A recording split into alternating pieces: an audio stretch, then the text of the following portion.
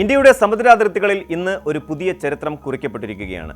കടലിന്റെ ആഴങ്ങളിൽ നിശബ്ദനായി പതിയിരുന്ന് ശത്രുക്കളുടെ ഉറക്കം കെടുത്താൻ ശേഷിയുള്ള INS അരിധാമൻ എന്ന ആണവ അന്തർവാഹിനി ഇന്ത്യൻ നാവികസേനയുടെ ഭാഗമാകുമ്പോൾ അത് കേവലം ഒരു യുദ്ധക്കപ്പലിന്റെ കമ്മീഷനിങ് മാത്രമല്ല, മറിച്ച് ലോകത്തെ വൻ ശക്തികൾക്കിടയിൽ ഇന്ത്യയുടെ തന്ത്രപരമായ സ്വാധീനം അരക്കിട്ടുറപ്പിക്കുന്ന സുപ്രധാനമായ ഒരു ചുവടുവയ്പ്പാണ്. പ്രതിരോധ മന്ത്രി രാജ്നാഥ് സിംഗ് സൂചിപ്പിച്ചതുപോലെ അരിധാമൻ എന്നത് വെറുമൊരു പേരല്ല, അതൊരു മഹാശക്തിയുടെ അടയാളമാണ്.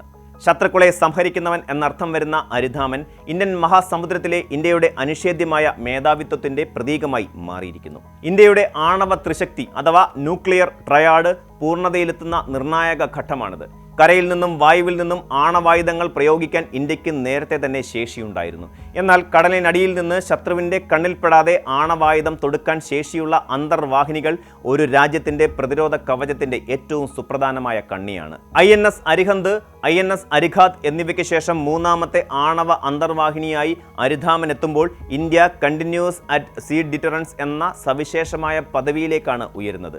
അതായത് വർഷത്തിൽ 365 ദിവസവും 24 മണിക്കൂറും ഇന്ത്യയുടെ ഏതെങ്കിലും ഒരു അന്തർവാഹിനി സമുദ്രത്തിന്റെ ആഴങ്ങളിൽ സജ്ജമായിരിക്കും എന്ന് ഇതിനർത്ഥം. സാങ്കേതികമായി നോക്കിയാൽ അരിധാമൻ അതിന്റെ മുൻഗാമികളെക്കാൾ ഏറെ മുന്നിലാണ്. 70,000 ടൺ ഭാരമുള്ള ഈ ഭീമൻ അന്തർവാഹിനി ഏകദേശം 83 മെഗാവാട്ട് ശേഷിയുള്ള പ്രഷറൈസ്ഡ് വാട്ടർ റിയാക്ടറിലാണ് പ്രവർത്തിക്കുന്നത്. ബാബ ആറ്റോമിക് റിസർച്ച് സെന്റർ വികസിപ്പിച്ചെടുത്ത ഈ റിയാക്ടർ മാസങ്ങളോളം വെള്ളത്തിനടിയിൽ തന്നെ കഴിയാൻ അന്തർവാഹിനിയെ സഹായിക്കുന്നു. സാധാരണ ഡീസൽ ഇലക്ട്രിക് അന്തർവാഹിനികൾക്ക് ബാറ്ററികൾ ചാർജ് ചെയ്യാൻ ഇടയ്ക്കിടെ സമുദ്രോപരിതലത്തിൽ വരേണ്ടി വരും. എന്നാൽ ആണവ അന്തർവാഹിനികൾക്ക് അതിൻ്റെ ആവശ്യമില്ല. ഇത് അവയെ ശത്രുക്കളുടെ റഡാറുകളിൽ നിന്നും സോണാറുകളിൽ നിന്നും മറഞ്ഞിരിക്കാൻ സഹായിക്കുന്നു.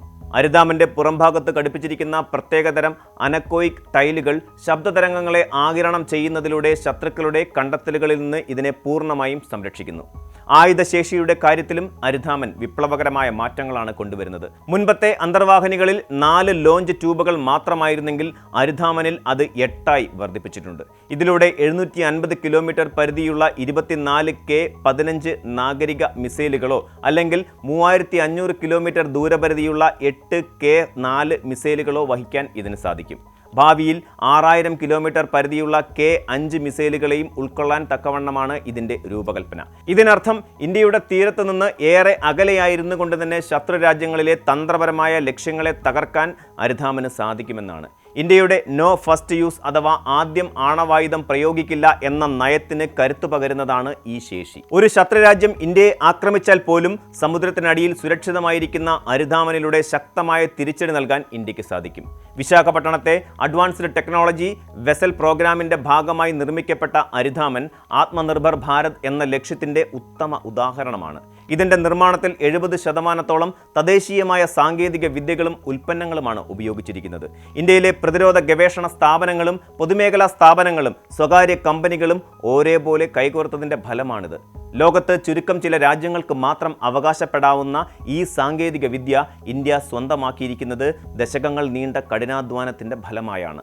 വിശാഖപട്ടണത്തിനടുത്തുള്ള പ്രൊജക്ട് വർഷ എന്ന അതീവ സുരക്ഷിതമായ നാവിക താവളത്തിലായിരിക്കും അരിധാമന്റെ ആസ്ഥാനം. അരിധാമന്റെ കമ്മീഷനിങ്ങിനോടൊപ്പം തന്നെ INS താരഗിരി എന്ന സ്റ്റെൽത്ത് ഫ്രിഗേറ്റും നാവികസേനയുടെ ഭാഗമാകുന്നത് ഇന്ത്യയുടെ സമുദ്ര പ്രതിരോധം എത്രത്തോളം ഗൗരവകരമാണെന്ന് വ്യക്തമാക്കുന്നു.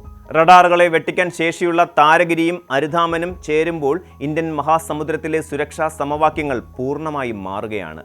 ചൈനയെ പോലെയുള്ള അയൽ രാജ്യങ്ങൾ സമുദ്രമേഖലയിൽ തങ്ങളുടെ സാന്നിധ്യം ശക്തമാക്കാൻ ശ്രമിക്കുന്ന സാഹചര്യത്തിൽ ഇന്ത്യയുടെ ഈ നീക്കം പ്രാദേശികമായ സന്തുലിതാവസ്ഥ നിലനിർത്താൻ സഹായിക്കും. പെർഷ്യൻ ഗൾഫ് മുതൽ മലാക്ക കടലിടുക്ക് വരെയുള്ള തന്ത്രപ്രധാനമായ ജലപാതകളുടെ സുരക്ഷ ഉറപ്പാക്കാൻ ഇന്ത്യൻ നാവികസേനയ്ക്ക് ഇപ്പോൾ കൂടുതൽ ആത്മവിശ്വാസത്തോടെ സാധിക്കും.